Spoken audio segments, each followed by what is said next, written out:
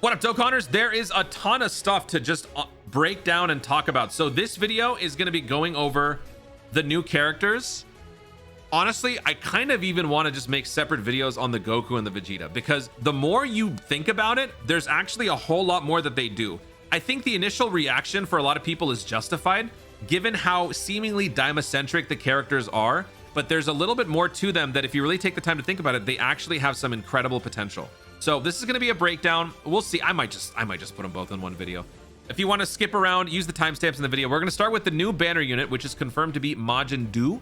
So let's take a look at this guy. He's also good. Daima Majin Power, Ki +3, 130%.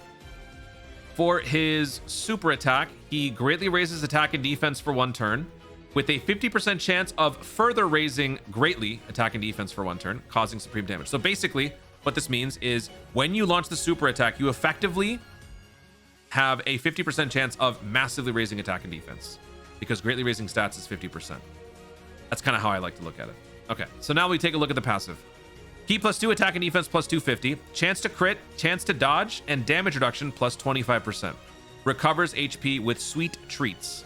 When receiving an attack, survives KO attacks up to once within the turn, a very Majin Buu type thing. When attacking with 12 or more ki, attack and defense +300%. Attack +250%, and interrupts attacked enemy when there's another Daima, Majin Power, or Demonic Power category ally attacking in the same turn. So once every turn, not only can you survive a kill shot, but you can also cancel an attack, which is really good. For 1 turn from the character's entry, or when the character is in slot 1 or 2 at the start of the turn. Oh, at the start of the turn. Okay. Attack +300% and foresees enemy super attack. That's an important thing to remember. So if on the preceding turn, if he is on turn 2 and then you leave and then you come back, you're going to end up on turn 3 or slot 3, meaning you will not get this. So you have to be very mindful of that. One thing I'm liking from reading all this stuff is that these new abilities and mechanics that they sort of introduced really makes you think. It sort of provides a different angle to how you approach a rotation and how you approach your team building. There's a lot more strategy with these characters, and I really dig that. For 6 turns from the character's entry, defense +250, chance to crit, chance to dodge, and damage reduction +25%. When another 2 or more Daima, Majin Power, or Demonic Power category allies are on the team, starting from the 4th turn from the character's entry, changes key spheres all to cookies, tech, and STR orbs. Cookies, all cookies, excluding key spheres with a Dragon Ball. So the fact that they're making an exception to this, I don't know if this potentially means something for maybe part 2, but yeah, cookies will all the orbs will be changed to these except for the Dragon Ball ones. Ki +12, 1 time only. Chance to crit and chance to dodge +25%, 1 time only. Attack +800%. with 1 or more sweet treat key spheres obtained, 1 turn only. Permanently though, attack and defense +250, chance to perform a critical hit, chance to dodge when the character is in slot 1, obtaining key spheres. So basically, this unit is meant to be a slot 1 unit. And he's got 25% crit, 25% dodge, 25% damage reduction. He gets another 25% crit, 25% dodge, 25% damage reduction, but that's only for 6 turns. Then over here, he can get an additional crit and dodge. So 75% crit, 75% dodge. And then also, 1 time only. No, this is permanent. He will also get crit and dodge +25%. So for 1 turn, 1 instance, you will have guaranteed crit and guaranteed dodge. After that, you'll basically default to 75% dodge and crit. And then after the 6 turns go away, it'll go down to 50. All the while, you'll be able to scout.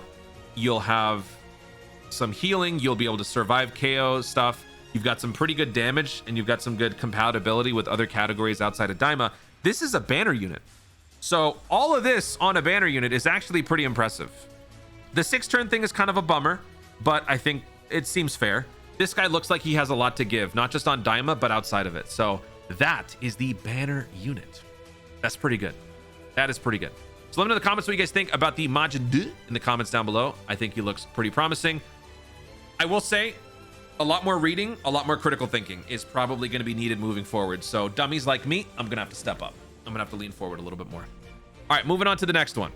So my initial reaction to the Goku and the Vegeta were sort of lukewarm. I wasn't exactly like over the moon on some of their animations, but in terms of their abilities, they looked pretty good, but I didn't quite grasp everything in there until I read it again. So now let's go through it again.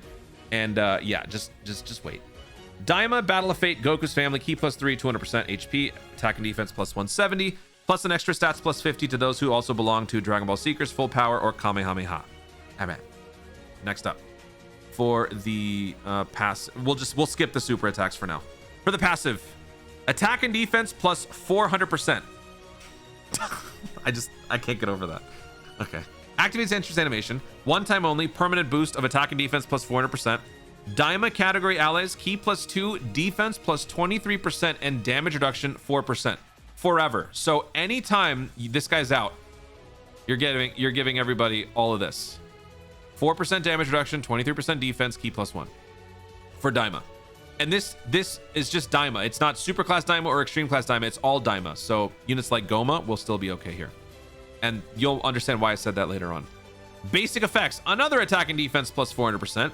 Receives an additional key +4 per STR key sphere obtained. Receives an additional key +1 per non-STR key sphere obtained. Damage reduction 40%. Guards all attacks. Daima or Goku's family category allies. Attack +40%. And attacks effective against all types. You are giving everybody else who fits these two categories attack +40% and a pseudo critical. That is good. So this is sort of this new version of support that I was talking about. This is just one of the many examples of that. We are increasing the sort of potency of supports that we've had from before. When activating the active skill or when attacking with 24 key, attack +200%. Chance to crit +40%. 70% chance of launching an additional super attack. When receiving an attack, defense +200%. Chance to perform a crit +20%. As the first attacker in a turn, damage reduction +10% before attacking. All allies self-excluded attack +40%. As the second or third attacker in a turn, chance to perform a crit +40% for 5 turns. So what this means is if you open a turn, or if you attack once in slot 2 or 3, you'll give yourself 40% crit for 5 turns. On the following turn, you can move back into slot 1, and in the slot 1, when you launch an active skill or a 24 key, you'll have 40% extra crit and 20% additional crit when receiving an attack. When it says when, that does not mean you have to get hit. When means if an attack is headed your way. So if you get hit or if you dodge it, both will trigger this condition, meaning guaranteed crit will happen if you maneuver from slot 2 to slot 1. So that's really good. And that matters because EX super attack conditions are contingent on a guaranteed critical first super. So this is going to be how you do that. But on top of that, you give extra damage reduction. So he's going to have what? 54% damage reduction slot 1 with guard before attacking. So that's looking pretty good so far. On top of the combos and all that stuff. So now let's move on to the... Oh, and then he's got an active here. Can be activated starting from the 4th turn from the start of battle. So it's not character's entry, it's from the start of battle. So if this guy is... So you could also have him on... Like, let's just say he shows up on the 2nd turn, right? And you leave him in slot 1. If you bring him back on turn 4 and he was in slot 1, he didn't get that extra critical +40% for 5 turns. He's still going to get guaranteed crit because of his active. Because by activating the active, he gets all crits for the turn. Massively raise attack temporarily, cause ultimate damage, and within the turn activated, all attacks become crits. So that's pretty good. Okay, now let's move on. EX attacks, all of the attack stuff. Let's take a look at this. So the location of the attack matters. Because the EX super attack is located below the ultra super, the nature of the EX attack is that it is an 18 key super and not a 12 key. So let's take a look at what they do. The 12 key super, greatly raise attack for 1 turn, causes colossal. Massively raises attack and raises defense for 1 turn, causes mega colossal damage. Raises allies attack by 40% for 1 turn. For the EX super attack, when the first attack in the turn is a super that performs a critical hit, 77% chance for the super attack to become an EX super attack. Raises attack by 140% for 4 turns, raises defense for 1 turn, causes ultimate damage to the enemy, raises allies attack by 40% for 2 turns. Keep in mind, ultimate damage modifier is, I believe, the highest damage modifier effect in the game, if not one of them. I think it's the highest. On top of that, you're giving everybody even more attack boosts, and you're giving yourself a 140% boost for 4 turns, meaning The following turn, if you are not lucky enough to execute the EX attack again, you'll still be benefiting from this. 140% from here, massively raising attack from this one, greatly raising attack from this one. The kill shot for Goku is going to be crazy. We're going to be doing oodles of damage with this guy. He is like destruction incarnate. Someone in chat said he's going to hit like a comet. Yes, he is going to be dropping extinction level event after extinction level event. Because look at all these numbers. He's not only hitting with insane attack numbers, he's also giving the rotations 80% attack, and then an additional 40% on top of that, 120% attack on the turn, attacks effective against all types, and then an extra 40% on the next turn. This is insane. This is insane. He has a little bit more flexibility with the Daima or Goku's family with this part of the passive, but this part applies to everybody. The EX super attack applies to everybody. So even outside of Daima, this guy's presence will be felt not only by himself, but with the other teammates. Mainly, I would say Giant Ape power characters, because you're looking at like Saiyan Roar and stuff like that. This guy is pure offense. He is pure offense, pure critical, pure carnage, maximum carnage. This guy's insane. Now, the thing about this is you got to keep some of this stuff in mind when we look at Vegeta, because the thing about this, they both provide abilities that help the other, and it just completely changes how you can look at it. So that's just Goku. Now let's take a look at Vegeta. So let me know what you guys think about Super Saiyan 4 Son Goku in the comments down below. Now we got to take a look at my boy, because while this is insane and most will probably say he's the best, I think Vegeta's the best. I think Vegeta is the best unit out of the bunch. Let me explain why after I read it. Carnival unit, he's a tech guy. Daima key +4, attack stats +220. Or Vegeta's family, key +3, stats +220. All right. For the passive, activates entrance animation. Key +3, attack and defense +300%. Great chance of launching an additional super attack. Guards all attacks for 4 turns. I know. Don't freak out. This is not a problem. Don't worry. Attack and defense +300%. Receives an additional key +3 per tech key sphere obtained. Receives an additional key +2 per non-tech key sphere obtained. Damage reduction 30%. Daima or Vegeta's family category allies attack and defense +30%. When activating the active skill or when attacking with 23 or more key, damage reduction 30%, launches an additional super attack. For every attack performed, attack +100% within the turn. Every time the character performs 3 or more attacks in battle, launches an additional super attack up to once within the turn. All allies chance to crit +50% within the character's next attacking turn, and it'll only go to 50%. You cannot max it out at 100%. That would be illegal. But you are giving everybody 50% crit on the following turn after you launch a bunch of attacks, and it's just attacks. It doesn't have to be supers. Starting from the 4th turn from the start of battle, all allies defense +20%. Super class Daima characters guard all attacks for 2 turns when the character is in slot 2. Let me read that again. Super class Daima characters get guard for 2 turns when the character is in slot 2. Everybody gets defense +20%. So this is our first, I don't think we've ever had this before. Pretty sure we haven't. This is our first look at this like upgraded level of support where now you are giving guard to characters. If you look at the Daima category, especially super class Daima, there are a lot of characters that could use stuff like that. Obviously, Goma doesn't benefit from this. He is the only one. Yeah, he is the only one that doesn't benefit from this, but he's totally fine. He doesn't need it. Everybody else here will benefit from it, especially free to play.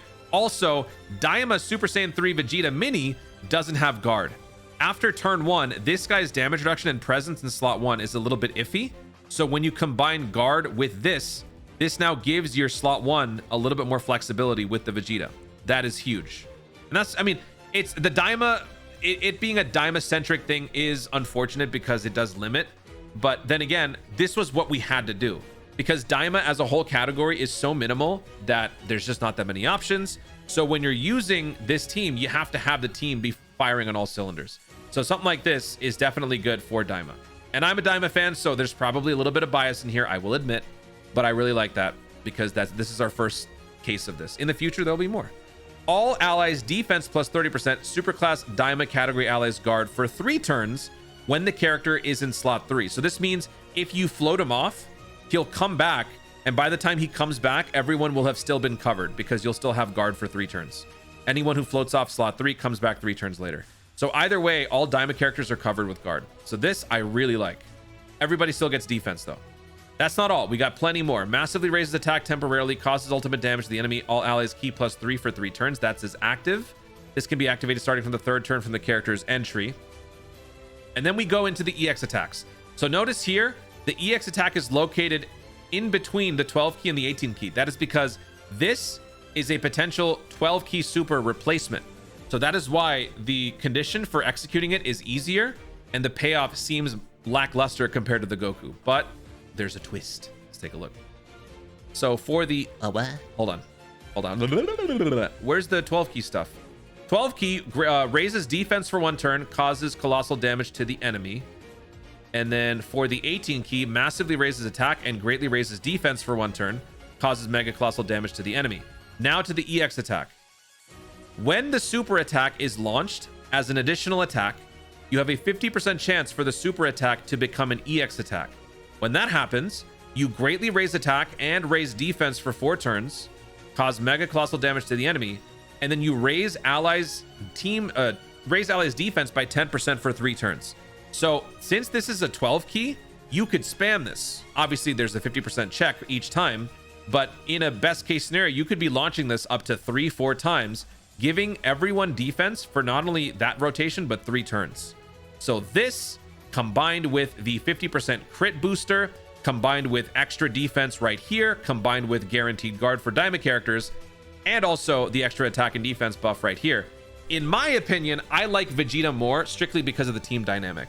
I think that this is going to make lesser characters much more viable on endgame level events. I'm not saying it's going to turn them into invincible gods or anything like that, but that's how I see it. Yes, it's RNG based, and I know that that is going to be a bit of an issue for some people. Initially, I kind of felt the same way, and I still am kind of put off by that. I'm not going to lie.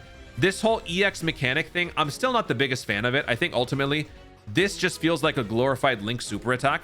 I don't consider this to be a new mechanic. This is just like, it's a flashier, fancier Link super attack. So I don't particularly care for that. But when you factor in how this kind of fits into the normal gameplay, I kind of understand why it's chance-based. Again, I don't like that, but I get it. And I think that ultimately Vegeta is going to help the team more than the Goku when it comes to all this. Defense wins championships. Bam! All right. So that's what I think. But overall, let me know what you guys think about the Super Saiyan 3 Daima Vegeta in the comments down below. That's why I think he's the best in terms of effects. Leader skill, kind of on the weaker side. We do have some easy A's coming up, but we'll talk about all that in another video. There's a lot to cover. This is just going over the 3 characters. Whew. All right, I was able to yap for almost 20 minutes, but yeah, a lot of good stuff here. I'm excited for part 1. I know some people are not too thrilled. I'm excited for part 1. Guys, thank you so much for watching. If you enjoyed the video, be sure to like down below. Let me know in the comments your thoughts on the 3 Daima characters coming up in part 1. What are your honest opinions? Does your gut feeling sort of change as you think more about what the characters can do? Let me know your thoughts overall. How would you rate each character? Let me know who's the best in your opinion in the comments down below. Also, be sure to subscribe for more Dokkan content in the future and click the notification bell so that you'll let YouTube know you're going to see more of my stuff. Do it. Thanks again. Stay tuned, and remember to Dokkan responsibly.